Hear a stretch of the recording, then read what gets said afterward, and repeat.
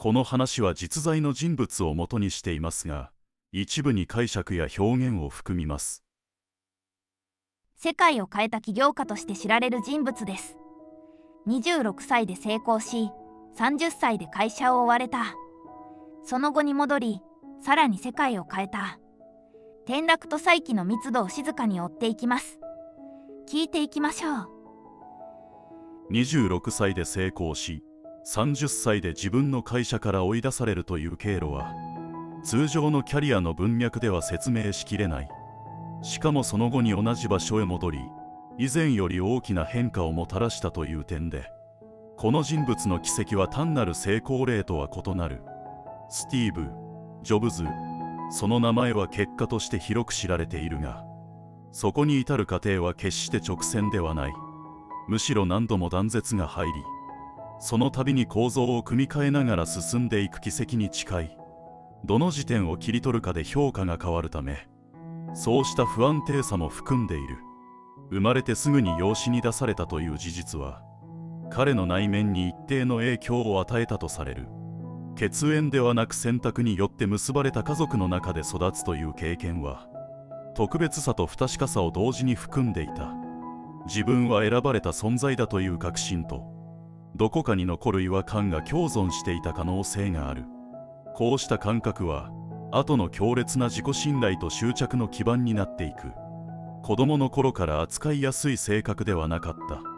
指示に従うよりも自分で確かめることを優先する傾向が強く、退屈に対する耐性が低かった。一方で、興味を持った対象に対しては極端な集中力を発揮する。この偏りが、後に強みと摩擦の両方を生み出す。近所の技術者との関わりの中で、電子機器への関心が具体的な形を持ち始める。部品を触りながら仕組みを理解していく経験は、単なる知識以上の感覚を育てていった。ただし彼は純粋な技術思考ではなかった。技術そのものより、それが人にどう見えるか、どう使われるかに興味を持っていた。この視点が後の製品思想の核心になる。高校でスティーブ・ウォズニアックと出会う。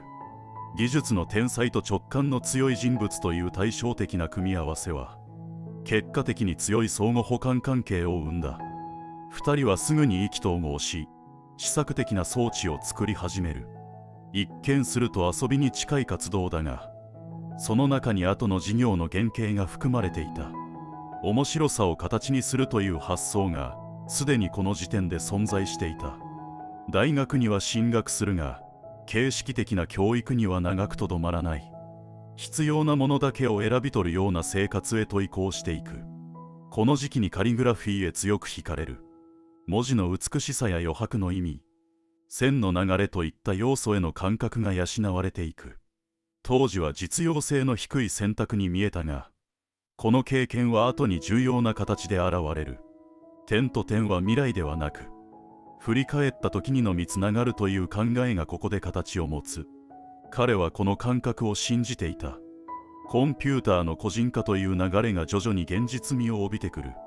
まだ確信を持つ者が少ない段階で、彼らはそこにかける。ガレージでの制作が始まり、小規模ながらも密度の高い開発が続く。アップルという名前が選ばれ、その柔らかさとは対照的に挑戦が含まれていた。彼は製品の機能だけでなく、それがもたらす体験を語ることで人々を引き込んでいく。アップル2の成功により会社は急成長する。しかし拡大は同時に構造の変化を伴う。小さなチームの熱量だけでは維持できない段階へと移行していく。管理と秩序が求められる中で、彼の性質が摩擦として表面化する。自分の感覚を優先する姿勢と、周囲に対する高い要求が対立を生む。完璧を求める姿勢は製品の質を高めるが、その過程で多くの人を消耗させる。強さと危うさが同時に拡大していく。次の大きな挑戦としてマッキントッシュの開発が進む。誰でも使えるコンピューターという理念のもと、使いやすさと美しさの両立が追求される。技術と芸術の交差点という思想が具体的な形を持つ。しかし理想の高さは現実とのズレを生む。コストや販売の問題が表面化し、経営陣との対立が激化する。やがて彼は社内で孤立していく。かつて中心にいた人物が徐々に外側へと押し出されていく。そして決定的な瞬間が訪れる。自分が創業した会社から排除されるという出来事は単なる役職の問題ではない。存在そのものの否定に近い衝撃だった。名声も立場も失い、残るのは自分だけという状況に置かれる。この時点で終わる物語は多い。だが彼は終わらなかった。ここで彼の認識が変わる。後に彼はこの出来事を人生で最高の経験だったと語っている。成功の重さが消え、再び軽くなれたという感覚、初心者に戻れたという認識が新しい選択を可能にした。失うことで自由になるという逆説的な構造がここにある。彼は新たに NEXT を立ち上げる。高性能なコンピューターの開発を進めながら、デザインにも強いこだわりを持ち続ける。黒い筐体は象徴的な存在だった。しかし市場の反応は冷静だった。理想と現実の間に距離があった。それでも方向を変えなかった。同時に別の動きも進んでいた。小さな映像会社への投資である。それが後のピクサーとなる。当初は目立つ存在ではなかった。だが技術と物語を組み合わせる可能性があった。彼はそこに価値を見ていた。長い間、明確な成果は出ない。投資だけが続く。多くの人なら手放す状況だった。だが彼は持ち続けた。新美顔への信頼がそこにあった。やがて流れが変わる。遠いストーリーの成功により世界が反応する。技術と感情が結びついた瞬間だった。ここで彼の評価は再び上がる。一方でアップルは迷っていた。方向性を見失い停滞していた。そこで NEXT の技術が必要とされる。道が再び交差する。追い出された場所へ戻る流れが生まれる。しかも今度は必要とされる側として、ここが2度目の転機となる。彼はアップルへ復帰する。しかし状況は簡単ではない。製品は混乱し、戦略も分散していた。彼はまず整理に取り掛かる。不要なラインを切り、選択肢を減らしていく。何をやるかではなく、何をやらないかを決める。ここに彼の強さがある。復帰後の彼は以前とは異なる視点を持っていた。失敗を通過したことで判断の精度が上がっていた。荒さは残るが方向性は明確になっている。ここで有名な言葉が重みを持つ。ハングリーであれ、愚かであれ、安全に収まるなという意味を含んでいる。それは彼自身の経験から出た言葉だった。そして製品が変わり始める。iMac の登場によりコンピューターの印象が変わる。デザインが前面に出ることで機械の位置づけが変化する。冷たい道具から生活に溶け込む存在へと変わる。さらに音楽の領域へと進む。 iPod の登場により持ち運びの体験が変わる。1000曲をポケットにという概念が広がる。これは単なる容量の話ではない。使い方そのものの再設計だった。触り方、選び方、持ち方が一体化する。彼は機能ではなく体験を売っていた。その違いが市場を動かす。そして次の変化が準備されていく。コンピューターが机の上から離れ、個人の生活の中に入り込む流れ。彼はその入り口に立っていた。ここまでの道は決して一直線ではない。成功と失敗が交互に現れる構造になっている。その中で選択が積み重なっていく。一つ一つの判断が後に意味を持つ。だがその時点では正解は見えない。点は後からつながる。この言葉が現実として機能している。彼はそれを信じ続けた。そして形にし続けた。だからこそ再び戻ることができた。失ったものを取り戻すのではない。新しい形で再構築していく。そこに彼の特徴がある。変化を恐れない。断絶を受け入れる。そして再び作る。この繰り返しが奇跡を作る。同じ場所に戻ったようでいて、実際には違う段階にいる。それが彼のキャリアの特徴だった。一度壊れた構造はそのままでは戻らない。だからこそ作り直す。そこに価値が生まれる。彼の選択は常に極端だった。だがその極端さが変化を生む。中途半端では何も変わらない。そう考えていた可能性がある。その結果として世界は変わった。だが家庭は常に不安定だった。安定と引き換えに変化を選んでいる。ここに一つの軸がある。彼は安全を選ばなかった。だからこそ大きく動いた。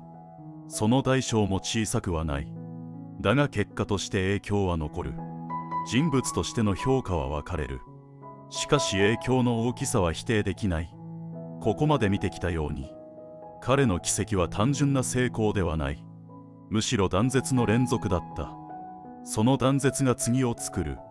そこに意味が生まれる。もし一度失ったとしても、それで終わるとは限らない。ただし戻る保証はどこにもない。それでも進むしかない。進まなかった瞬間に、全てはそこで終わる。彼はそうして進んだ。だから結果が残った。そして物語は続いていく。ここで見えてくるのは、成功の形ではなく、選択の積み重ねである。その選択が結果を変えていく。完璧な道は存在しない。だが進むことはできる。それを体現した一例とされる。ここまでで見えるのは転落と再構築の流れ。断絶が次の選択を生み出しています。執着と判断が奇跡を形作っている。そして物語はさらに変化へと進んでいきます。では続きを。そして次の変化は静かに始まっていた。誰も気づかないまま方向だけが変わっていく。それは大きな発明というより既存の意味を書き換える試みだった。電話という道具はすでに完成されたものだと考えられていた。だが彼の中ではまだ途中だった。もっと単純にできるはずだ。その感覚が最初にあったとされる。しかし単純さは簡単ではない。むしろ削り続けた先にしか現れない。だからこそ時間がかかる。開発は静かに進む。だが内部では衝突が続く。なぜここまで削るのか。その問いは何度も出る。だが彼は変えない。不要なものは不要だと判断する。そこに迷いはない。その一方で現場には緊張が残る。正解が見えないまま進む。それでも止まることは許されない。ここで一つの決断が重くなる。ボタンをなくすという選択。それは便利さを削るようにも見える。だが彼には違って見えていた。触れればいい。それでいい。その発想は極端だった。だがそこに一貫性がある。技術的な壁は高い。それでも戻らない。前に進むしかない。やがて形が見え始める。従来の電話とは違う。触れることで動く。直感で操作できる。説明がいらない。それが新しい基準になる。発表の日が近づく。だが完成はギリギリだった。不安は消えない。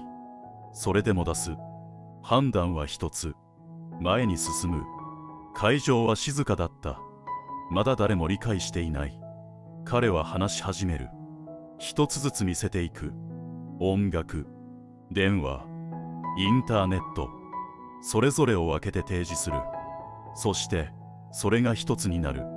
その瞬間、空気が変わる。理解が追いつく。驚きが広がる。ここで基準が動く。だが本当の勝負はここからだった。市場に出た後、評価は分かれる。批判も出る。高すぎるという声、使いにくいという意見。だが一部の人間は違う反応を示す。戻れない。その感覚だった。一度触れた後、前のものに違和感が残る。その違和感が広がる。ゆっくりと基準が変わる。気づいた時には戻れない。ここで彼の思想が浸透していく。だがそれは一気ではなかった。ゆっくりと違和感のように広がる。前に戻れない。その感覚だけが残る。理由はうまく説明できない。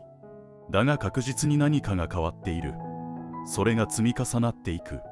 気づいた時には基準が変わっている。誰もはっきりとは言わない。だが同じ方向を見始める。ここでようやく見えてくる。彼がやっていたことの意味。機能ではない。体験そのものだった。数字ではなく感覚。それを選ばせる構造。ここに強さがある。だから広がる。だが同時に追われる側にもなる。他者が動き始める。同じ方向へと寄ってくる。似たものが増える。だが同じにはならない。どこかでズレが生まれる。そのズレが差になる。彼はそこを見ていた。どこまで削るか、どこを残すか、その判断だけに集中していた。だからぶれない。一方で時間は確実に減っていく。体調は安定しない。それでも止まらない。むしろ加速する。今やるしかない。そう感じていた可能性がある。周囲はそれを止めない。止められない。彼自身も止まらない。ここに一つの緊張がある。進むしかない状態。それでも選ぶ。製品は更新される。改良が重なる。小さな違いが積み上がる。だが本質は変えない。どう感じるか、そこだけは守る。その一貫性が信頼になる。そして次の形が生まれていく。さらに別の形も生まれる。iPad が登場する。新しい使い方が提示される。ここでも同じだった。複雑さを削る。直感を残す。それが一貫している。彼の関与は少しずつ減る。組織が動き始める。個人から構造へ移行が進む。これも一つの転機だった。作る側から残す側へ役割が変わる。やがてその時が来る。公の場から離れる。そして戻らない。ここで区切りがつく。だが影響は消えない。むしろここから広がる。彼の作った基準が残る。それをもとに世界が動く。誰かが引き継ぐ。そしてまた作る。ここで一つ見えてくる。彼は積み上げていない。一度壊している。そして作り直す。その繰り返しだった。維持ではない。断絶の中で進む。そこに意味を見出す。多くは安定を選ぶ。だが彼は違った。不確実な側へ進む。その選択が結果を変える。もちろん失敗もある。すべてが成功ではない。だが止まらない。それが違いになる。完璧な計画はない。その場で選ぶ。そして進む。後から意味が生まれる。点は後からつながる。進まなかった瞬間に全てはそこで終わる。だから止まらなかった。それだけだった。そしてそれで十分だった。ここで物語は静かに閉じる。だが完全には終わらない。残るものがある。それが次を作る。静かに続いていく。同じ問いが残る。どう進むか、何を選ぶか、その積み重ね、それが未来になる。ここで一つの余韻が残る。完璧ではなかった。だが進み続けた。それが違いを生んだ。その違いが結果を作った。だからこそ残った。そして今につながる。静かに理解が深まる。変化は一度では終わらない。続いていく。それが本質だった。この物語は一つの例に過ぎない。だが示しているものは大きい。選択は積み重なる。小さな判断が流れを変える。それが後に現れる。だから意味を持つ。見えなくても続く。それが現実だった。そして物語はここで終わる。ここまで見えてくるのは変化の流れ。選択が結果を生み続け、断絶の中で次が作られていった。その影響は今も続いています。静かに形を変えながら残ってる。また次回の主役で